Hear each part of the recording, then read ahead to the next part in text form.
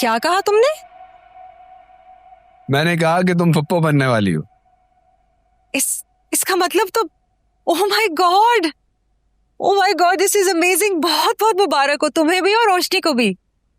तुम्हें भी बहुत मुबारक हो। रोशनी कैसी है? रोशनी बिल्कुल ठीक है। बस तुमने अब उसका बहुत ख्याल रखना है। Of course. कल जो कुछ हुआ उसके बाद तो और भी बनता है। कल क्या हुआ है? कल रमीना, कल ये हुआ कि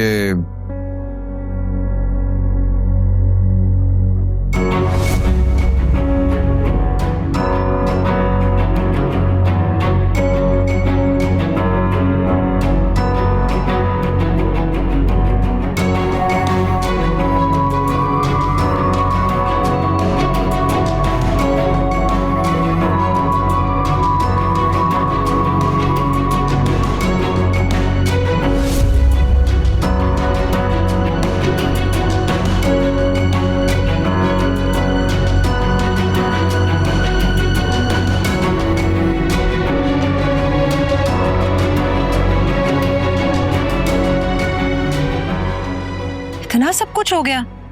and it's still going on। ये मसला भी खत्म नहीं हुआ है। अभी रोशनी से कुछ देर पहले मेरी बात हुई थी फोन पे, तो कुछ खामोश सी थी, कुछ नाराज सी, कुछ खिंची खिंची सी। मुझे अफसोस इस बात का है कि वो मुझे झूठा समझती और अपनी उस बेहया बहन को सच्चा। पक्कार प्लीज मेरी मानो और रोशनी को मजीद इस सिचुएशन में अब मत तंग करो। उसकी कंडीशन ऐसी नहीं है। और ऑनेस्टली ना आयमा तुम्हारे लिए इम्पोर्टेंट है और ना ही मेरे लिए, लेकिन तुम्हारी बीवी और अभी तुम्हारी होने वाली औलाद हमारे लिए बहुत कीमती है। इसलिए तुम उस लड़की की वजह से अपनी रिलेशनशिप को सावर मत कर। मैं तो आयमा का नाम लेना भी पसंद नहीं करता, लेकिन क्या करूं, उसे वजी भाई के साथ वो खेल खेलता देखकर मैं खुद पे काबू न रख सका। वजी भाई तो चले गए ना, और उनका वापस आने का कोई इरादा भी नहीं है। और ये किस्सा तो वही मुलतवी हो गया था जब वो यहाँ से गए थे, क्योंकि आयमा का एक्सेस खत्म हो गया। अब वो उनको अपने जाल में तो नहीं फंसा सकती ना। अच्छा, तुम रोशनी से बात कर लेना, बल्कि तुम प्लीज घर चक्कर लगाओ। हाँ भाई, मैं तो फौरन से उसे कॉल करूंगी, बल्कि I think in the evening I just come over. तुम अब टेंशन मत लो इस किस्से को लेके। मुझे बस रोशनी की फिक्र है। मुझे उसकी नाराजगी हर्ट कर रही है। आई विश मैं उसे असलियत बता सकता।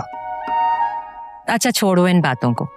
अब तुमने करना ये है कि रोशनी को जिस तरह से तुमने उसका दिल जीता था अपनी मोहब्बत से, उसी तरह से दोबारा से तुम्हें करना पड़ेगा। बल्कि इतना अच्छा तोहफा तुम्हें दे रही है, तुम भी उसके लिए कोई अच्छा सा गिफ्ट लेकर आओ ताकि उसका मूड सही हो जाए। ठीक है, दाफिज।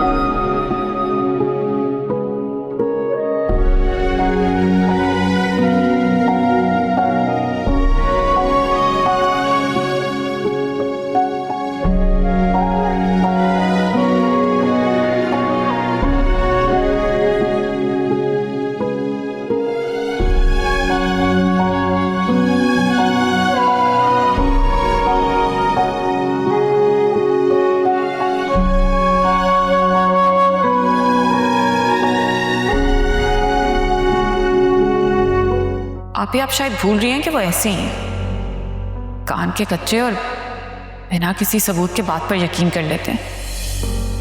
आपको याद है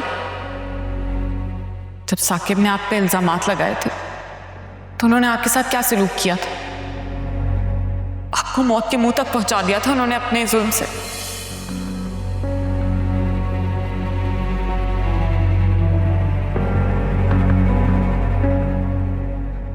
कहाँ थी तुम? मैं साइम के पास थी, उससे किसी बारे में बात कर रही थी। तुम साइम को अपने पास भी बुलवा सकती थी। तुम्हें डॉक्टर ने रेस्ट के लिए कहा है। तुम्हें किसी भी तरह की टेंशन और स्ट्रेस से दूर रहना है ना? मैं जानती हूँ वकार, आप परेशान ना हो। मैं कोई बीमार नहीं हूँ, मैं ठीक हूँ। I know. देखो रोशनी, मैं सिर्फ ये चाहता हूं कि हमारा बेबी हेल्दी हो, और उसकी हेल्थ तो तुम्हारी मेंटल और फिजिकल हेल्थ से जुड़ी हुई है ना।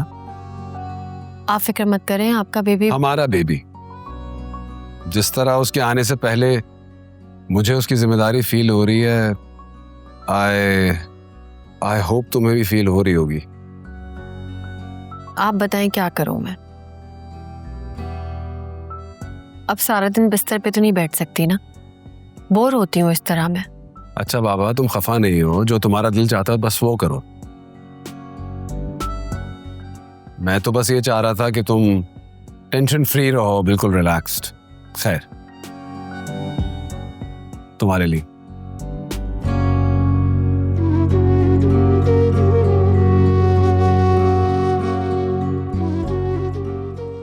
Thank you. और ये भी।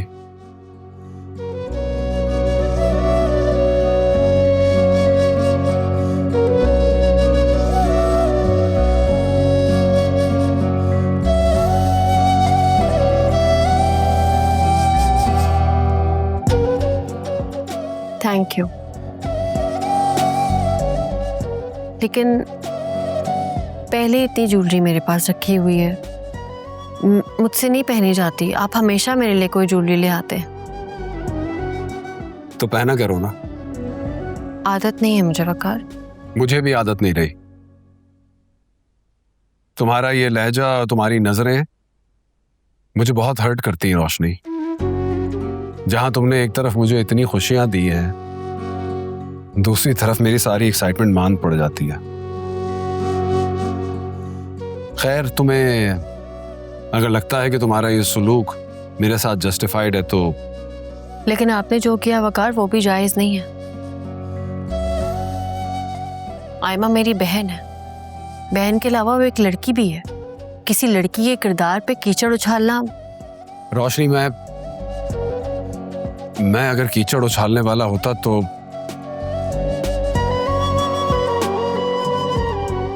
खैर, मैं इस टॉपिक पे मजीद कोई बात नहीं करना चाहता।